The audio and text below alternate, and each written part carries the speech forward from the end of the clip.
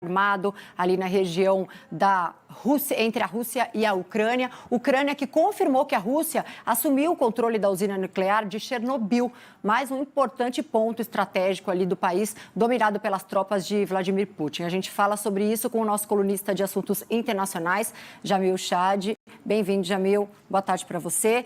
É uma região que não era habitada, mas que tem todo um significado para a Ucrânia por tudo que aconteceu em 86, né? Certamente. Boa tarde a todos. É mais uma região muito simbólica porque, claro, ali a explosão nos anos 80 significou, inclusive, o início, para muitos historiadores, o início da derrocada do Império Soviético. Ali, naquele momento, ficava claro que aquele império estava, de uma certa forma, perdendo o controle, inclusive, das suas estruturas. Com a retomada hoje, ela tem, obviamente, um impacto, inclusive, simbólico. Os ucranianos, o governo ucraniano, no momento que perde o controle dessa região, ele, inclusive, faz um alerta internacional dizendo que o que estava em jogo, na verdade, era a segurança da Europa e não apenas uma derrota militar da Ucrânia naquela região. Por isso, algo bastante simbólico. Mas, claro, isso não é o único fator hoje que acontece na Ucrânia. São várias, ou como colocado, inclusive, pelo governo ucraniano, uma invasão em múltiplas frentes, pelo menos 8 ou 9 frentes ao mesmo tempo, por terra e por ar, obviamente, chegando até algumas das principais cidades, ou pelo menos tentando chegar às periferias de algumas dessas cidades. Nós temos aí já informações, por exemplo, do Comitê Internacional da Cruz Vermelha, alertando que as perdas podem ser importantes, claro, se refere às vidas, e muitos alertando justamente com relação ao que isso pode significar para os próximos dias. Quem tinha alguma dúvida se esse ataque do início da manhã de hoje era apenas um ataque às bases militares, vai ficando cada vez mais claro que existe uma tentativa, pelo menos por parte das tropas russas, de controlar territórios também, não apenas de neutralizar algum tipo de atividade militar na Ucrânia, mas, de fato, de ir adiante com tudo isso. É bastante claro, agora, quase 12 horas depois, que isso vem acontecendo.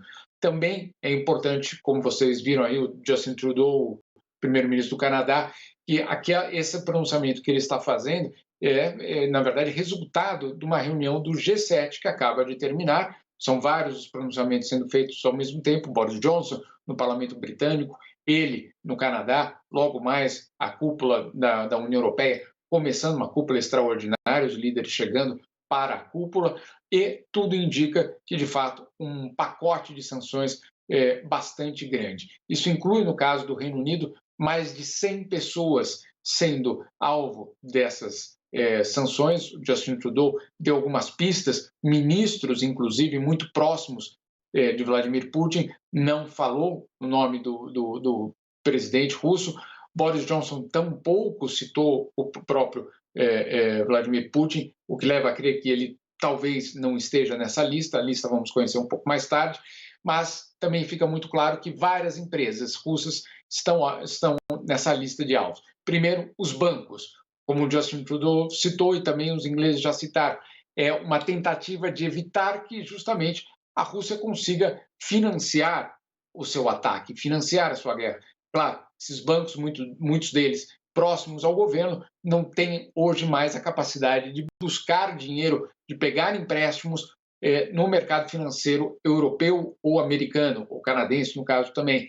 Então, você tem aí um fechamento do mercado financeiro. Algumas outras indicações. A Aeroflot, por exemplo, agora fica proibida de pousar, pelo menos nos aeroportos britânicos. Vamos ver o que dizem os europeus também sobre isso. Mas são várias as sanções tentando, de uma certa forma, estrangular a economia russa e, claro, obrigar Putin, eventualmente, a tomar outra decisão ou outro caminho, pelo menos para voltar a negociar. O presidente russo que pareceu ter um dia normal. Ele se encontrou hoje com o primeiro-ministro do Paquistão, tirou fotos e tudo mais, mesmo depois de tudo isso acontecer. Agora, Jamil, no Twitter de Volodymyr Zelensky tem lá informações sobre a conversa que ele teve com Justin Trudeau, só que ele pede pelo menos 2 vezes uma ação imediata e com presença concreta. Ele pode estar indiretamente falando de reforço também militar para a luta contra a Rússia?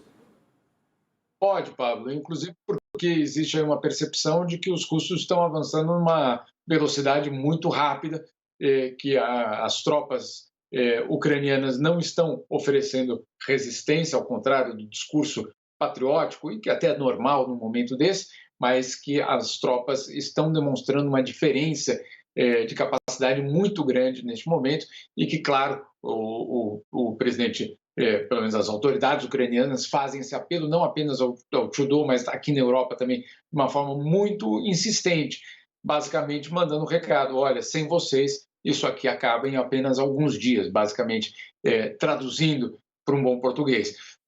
Vários países já venderam nos últimos meses um número bastante significativo de armas para a Ucrânia.